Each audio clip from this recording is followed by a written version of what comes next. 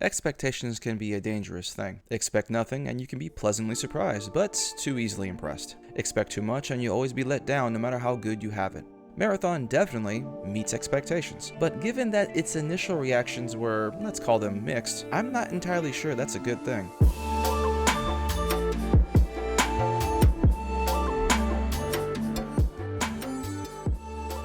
For whatever reason, we've come to expect both good and bad things out of the AAA gaming space. If a game launches with broken servers and bugs, well, that's just AAA gaming these days. If a team delivers a solid but underwhelming game, is this supposed to be AAA gaming?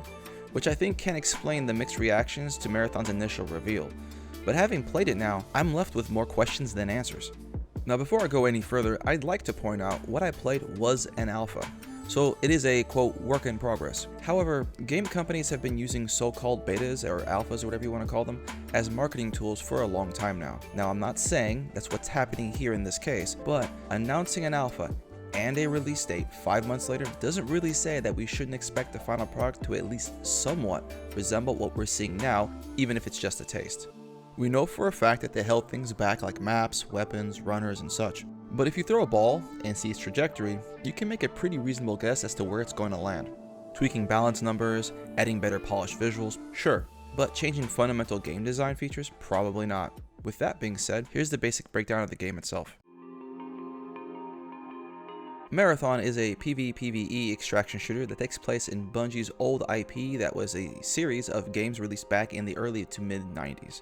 You play as a mercenary that can upload their consciousness into these androids called runners, each representing a hero kit with abilities and traits. You build out a loadout, accept a contract, and drop it to the map of your choosing. You explore the map, loot items, complete your contract, try not to get killed by the PvE security forces and other players alike, then extract back to base. You bring back the items to upgrade your character and to gain access to more items in the vendor shop. Rinse and repeat. It's a pretty standard extraction shooter formula, but historically AAA devs have not understood this and have failed because of it. Approaching this from a gameplay feature perspective, I'm going to break down the good, the bad, and just the meh. Unlike the previous AAA entries into the space, Marathon understands the importance of loot. There are no player-driven markets and you need specific recipes to barter items from vendors, so you have to be mindful about what you bring back if you want a steady supply of particular items. This gives loot meaning and it gives you a great feeling when you finally run across that item you've been needing, even if it isn't that hard to find or particularly valuable, giving you a sense of progress. This makes moments even outside of combat meaningful, which in turn adds to your gear fear as you make your way towards an evac with a bag full of otherwise low-value materials. This is accentuated by how it's organized and the quality of life features in managing your inventory. Items are grid-sized by even numbers, automatically sorted, and clearly identifiable by rarity colors.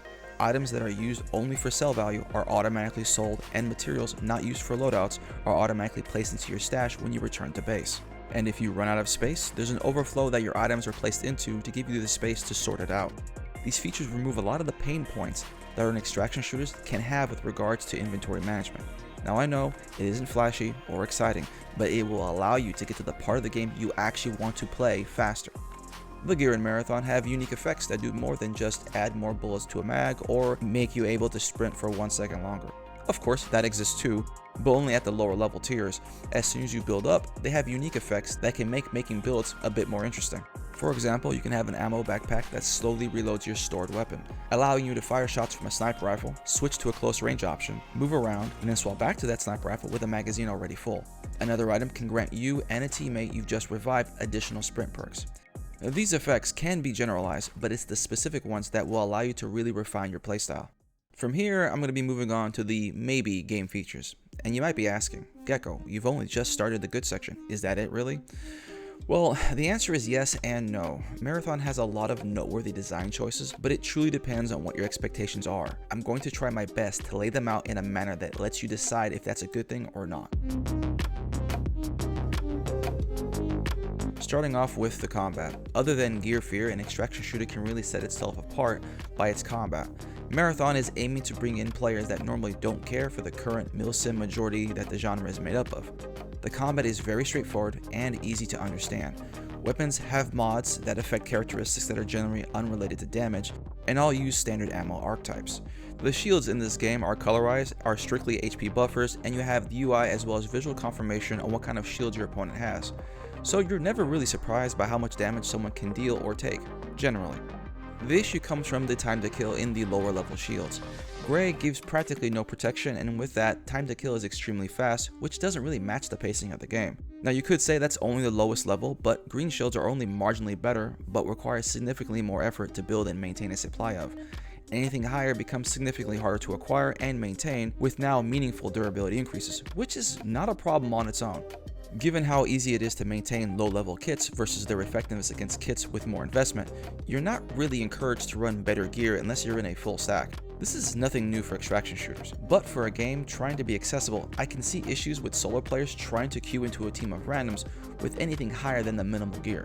This problem will escalate once we start seeing maps where the gear investment becomes more of a requirement. Which brings me to the next feature, the lack of a solo queue. This on its own deserves to be in the negative section full stop. But honestly, I don't think Bungie will release the game without it. So I'm moving forward assuming that they will, even though I've overestimated dev teams before. Holy Jesus! The fundamental building blocks of this game was built around 3v3 hero mechanics. When you have two fairly competent teams fighting each other, it can be a really fun experience. But this is often the exception and not the rule. And when the general public gets a hold of it, this will likely continue to be the case. Even attempting a solo no squad fill run, you can reasonably make your way intelligently through the map and even win fights as a solo if you time your entry well. But your runner choice is going to determine this, and as of right now, Void is the obvious one. This showcases a lot of the issues with hero mechanics in the genre that values scarcity. Your abilities will never run out, never be lost on death, and you can never loot them off of players. You're pretty pigeonholed into a playstyle based on the runner you pick, which I think will make creating a solo mode challenging, as the tools you'll need will be very different when there are no teammates. And because the maps are made for teams, the PvE, while normally a respectable threat as a trio, becomes extremely bothersome as a solo. They are beatable for sure, but they will tie you up for much longer, leaving you vulnerable to just be pushed by a trio. With that being said, the PvE in this game does its job well, which is to facilitate PvP. A good place for PvE to be in for this genre is easy when respected and prepared for, and will wreck your day when you don't, which it certainly falls into, but there are basically meat sponges with varying degrees of sponginess, spongeability, meatiness, whatever, you get what I'm saying. Do you know what I am saying? And finally, we're going to discuss the art choice. Now, I don't personally have an issue with it, and I know it isn't a gameplay feature, and I know it's an alpha, so improving visuals is certainly something that can be managed before launch. But during the cinematic, the slick, corporate, 3D printed look contrasts heavily against the natural environment of Tau Ceti 4 in a way that allows you to truly buy into its look. And as a content creator, I can tell you that it never looks as good on video as it does in game. However, in the game, it all looks dulled out. The fog in this game certainly is not doing the visuals any favors, but that's besides the point. Seeing the natural environment looking like it's at a Roblox next to a washed out gray building makes it really easy to dislike the art choice Bungie went with. However, when you're fully in an enclosed POI, it looks great. The lighting and the intricacies of the environment comes alive. That's not the most common experience. And finally, we've come to the features that I believe Marathon would be objectively better without or need to be fixed. The gun mods that you place on your weapons in order to customize them are unable to be removed. For a game that tries to encourage you to build craft with every other part of your loadout, not being able to freely do so with your gun is counterintuitive. You can let people experiment by leaving it completely free or limit it in some way. Use whatever system is best for the game, but this feature is completely counterintuitive to the goals of accessibility and the genre as it currently is. You also cannot have more than one contract active at a time. Now, if you're in a group, you can all generally coordinate a way to accomplish everyone's missions. But if you're trying to encourage people to queue with randoms, this will encourage people to run off on their own if the other two players aren't going where they need to go. Having a few available contracts active ensures that you have a high chance of getting some progress done, making it easier for people to jump in without needing to be squatted up beforehand. And that's pretty much it with regards to things I think Marathon does objectively poorly. A lot of what you take away from this game is going to be largely depending on what you expect from it.